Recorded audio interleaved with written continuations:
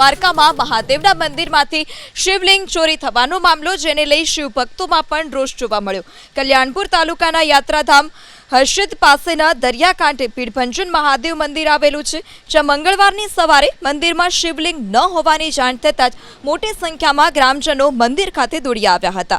ઘટનાની જાણ થતાં જ જિલ્લા પોલીસ વડા સહિતનો સ્ટાફ ત્યાં સ્થળ પર પહોંચ્યો। આસપાસના વિસ્તારમાં તપાસ કરવામાં આવી તો શિવલિંગનો કેટલોક ભાગ દરિયા પાસેથી મળી આવ્યો, જ્યારે શિવલિંગના અન્ય ભાગોની શોધખોળ હાલ ચાલી રહી છે। દ્વારકામાં મહાદેવના મંદિરમાંથી શિવલિંગ ચોરી થવાનો મામલો જેને લઈ શિવભક્તોમાં પણ રોષ જોવા મળ્યો। કલ્યાણપુર તાલુકાના યાત્રાધામ હર્ષદ પાસેના દરિયાકાંઠે પીડભંજન મહાદેવ મંદિર આવેલું છે, જ્યાં મંગળવારની સવારે મંદિરમાં શિવલિંગ ન હોવાની જાણ થતાં જ મોટી સંખ્યામાં ગ્રામજનો મંદિર ખાતે દોડી આવ્યા હતા। ઘટનાની જાણ થતાં જ જિલ્લા પોલીસ વડા સહિતનો સ્ટાફ ત્યાં સ્થળ પર પહોંચ્યો। આસપાસના વિસ્તારમાં તપાસ કરવામાં આવી તો શિવલિંગનો કેટલોક ભાગ દરિયા પાસેથી મળી આવ્યો, જ્યારે શિવલિંગના અન્ય ભાગોની શોધખોળ હાલ ચાલી રહી છે।